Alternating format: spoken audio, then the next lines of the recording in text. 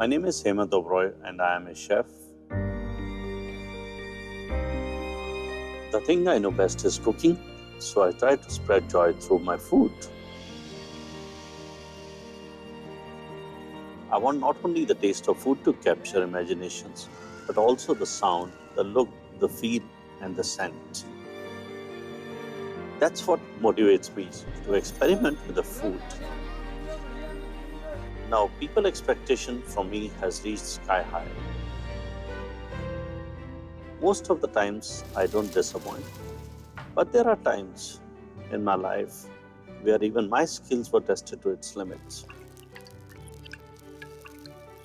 Those times when I was asked to cook for internationally traveled connoisseurs of food and styles, celebrities who are used to the best and the finest.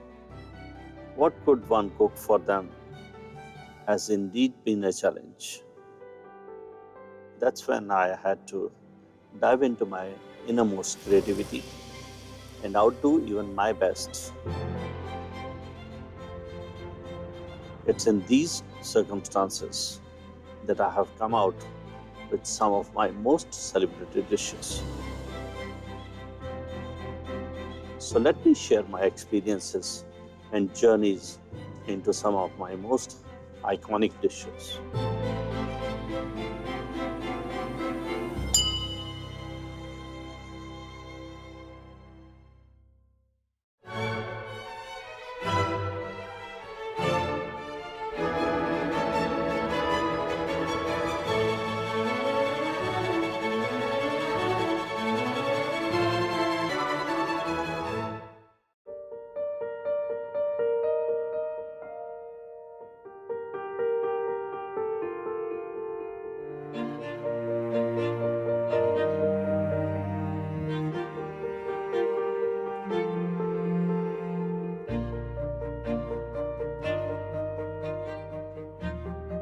The Iron Lady, she says, don't follow the crowd, let the crowd follow you. This reminds me of my philosophy that you have to be a leader, you have to be a creator, and let the word follow you. You can't be me too. And I had a fortune of serving her the most beautiful cuisine when she visited India and interact with her.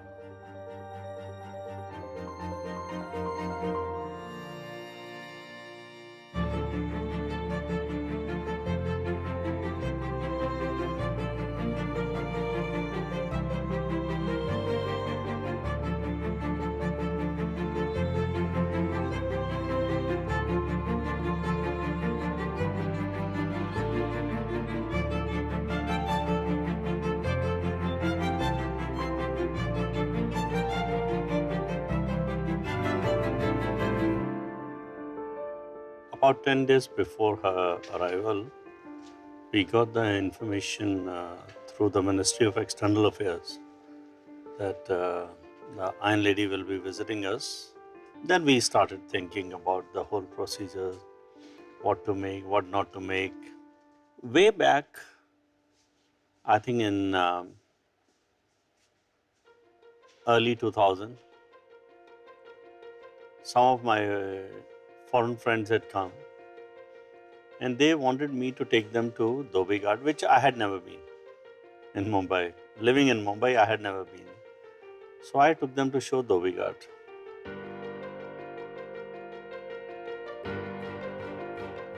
That thing left a very good impression in my mind. So that gave me an idea. Why not create something with Dhobi Ghat?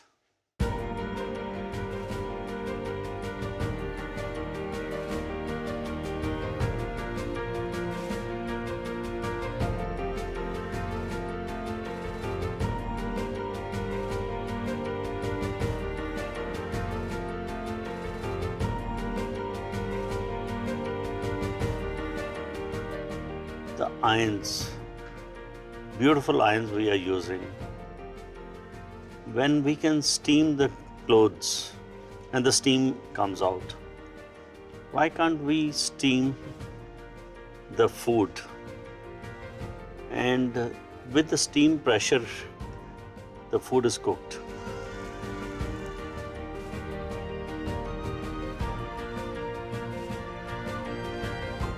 And that's what the mindset was set on.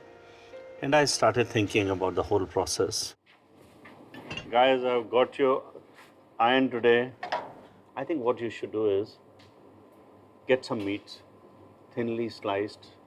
We'll make some marinades with mustard, little yogurt, spices, and let's make some of the combinations. And we can make vegetarians too.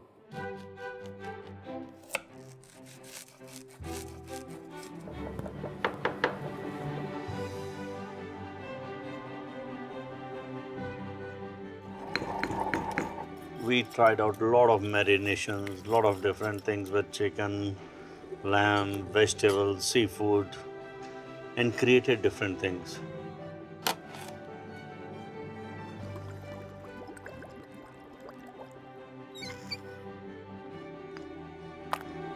Make it very thin so that it takes the marination, just a paste of it, the marination. And then I'll show you how to put in the butter paper.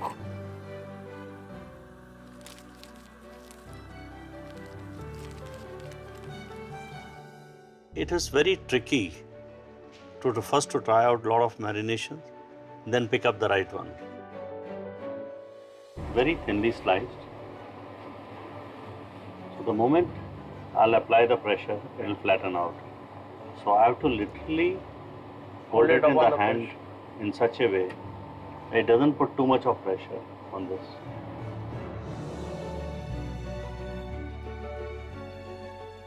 Don't let too much of pressure go onto this, otherwise paneer will flatten out. See what I told you? Yeah. It has to be a very little pressure on this. We'll try one more on this. Yeah. Beautiful sound. Yeah.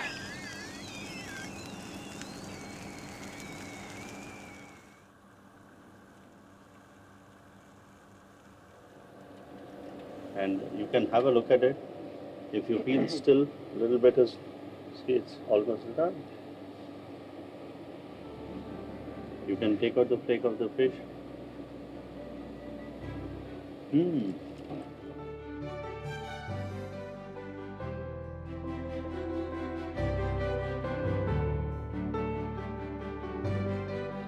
The flavors come out beautifully.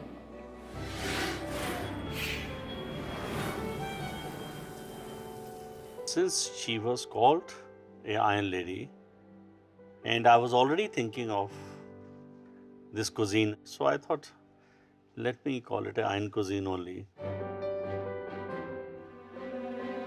After the meal was over, she came out and she complimented the entire meal and thanked me and my team members for the entire experience what we had given her. And she came out and in fact, she told me to take out the cap and she signed my cap and her name written on that.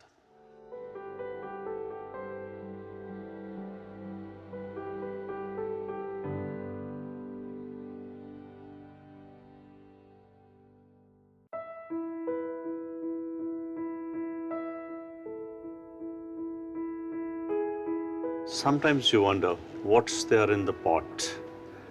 The plants you can see, roots you can't. And it's always the roots are hidden.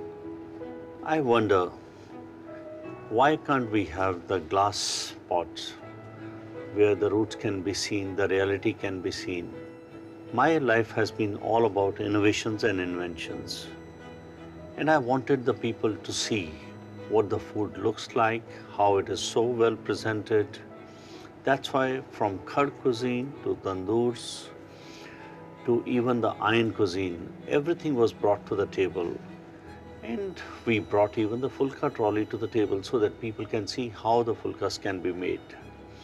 Similarly, when President Bush was visiting us, I thought, let me serve the biryani in a glass jar so that people can see the layers of rice inside, and it's visible yet fragrant, and how it could be achieved And once we finally achieved it, it was one of the best results.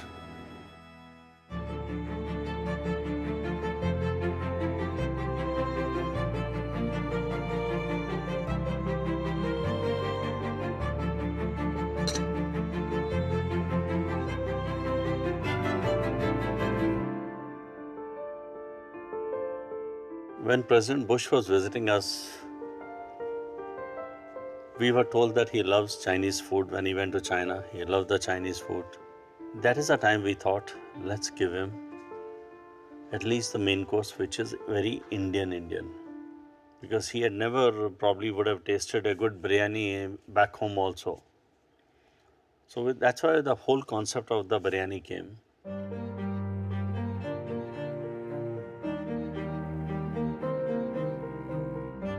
I've always been thinking in life how to be different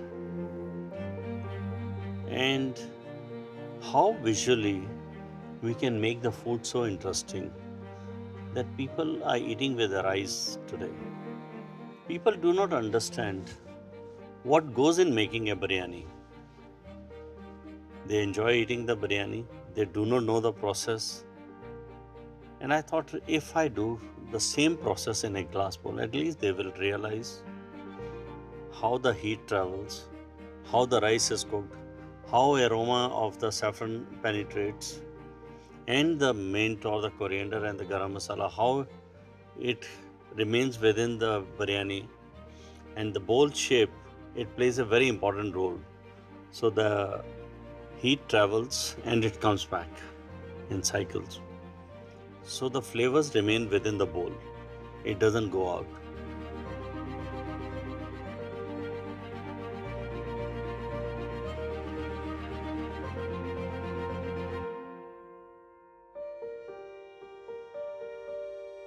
That's how when I thought of making a glass bowl, first we did a lot of experiments with ordinary glass bowl. Whenever we will put in the oven, they'll break. Whether we did it on top of the griddle, they will still break. So in fact, one of the times when Short Swizzle CEO came to India and he asked me, he says, can I do something for you? And suddenly my mind went into this. I gave him a biryani jar, the ceramic one. I said, you have a huge and one of the largest glass making company in the world. Can you make this into a toughened glass which can take 400 degrees heat also in the oven? He says, can you give me a sample bowl? I gave him the sample bowl. And once this bowl came to me, fantastic results. Absolutely amazing. Morning, chef. Good morning, chef. Good morning, chef. Here. Finally something is come. Let me show you what it is.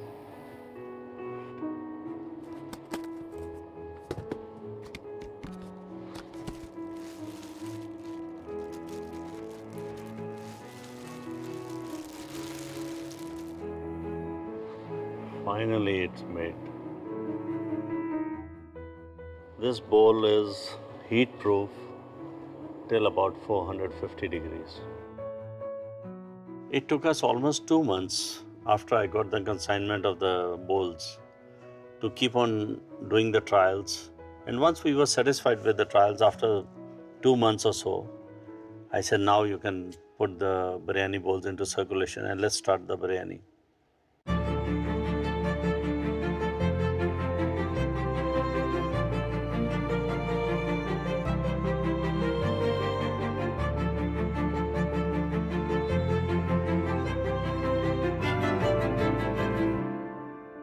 Finally it's made.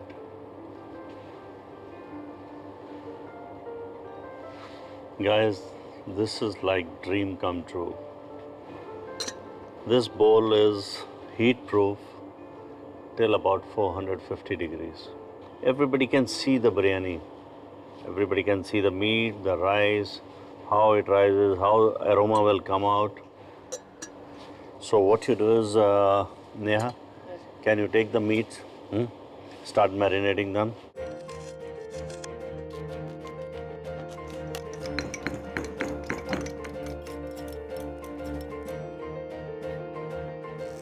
You know, there are almost like 500 ways to make biryani in our country. Have you ever heard of Dindigul biryani? No, sir. Dindigul is a place in Karnataka where there is a small town. It's called the Talpakatti. Talpakattis are the turban wearing people, and they make the biryani and it's over by afternoon. Check the rice quality. Basmati long grain rice. Boil the rice, strain it out when it's 2/3 done. You have to be very careful in making a biryani that the rice is not overcooked. Otherwise, it tends to become a khichdi.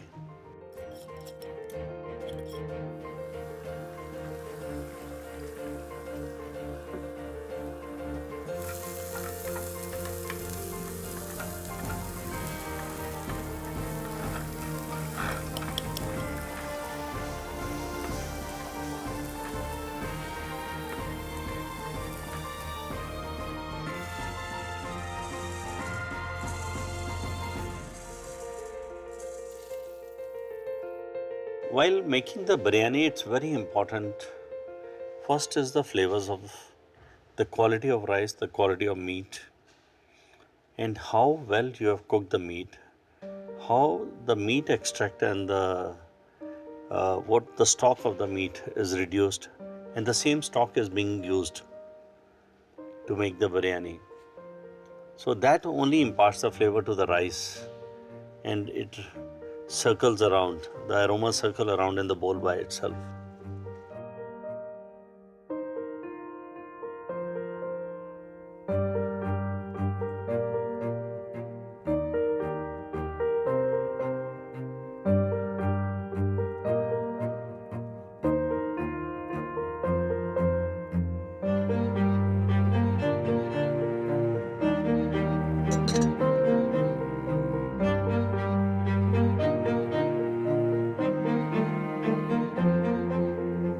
You can see the layers, you can see everything.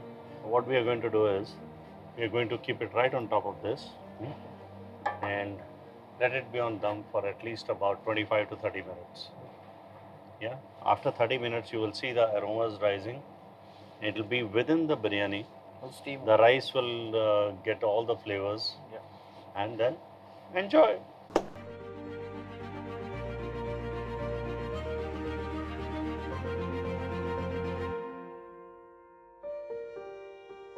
For uniform cooking, use Bajaj microwave oven. I was pretty sure what I wanted to serve the president. That's why when we did the menu trials also, we tried the entire menu twice thrice. And the plate presentation, how it will go, how hot the food can go. So it's very important that hot food has to be served at a very, very good temperature.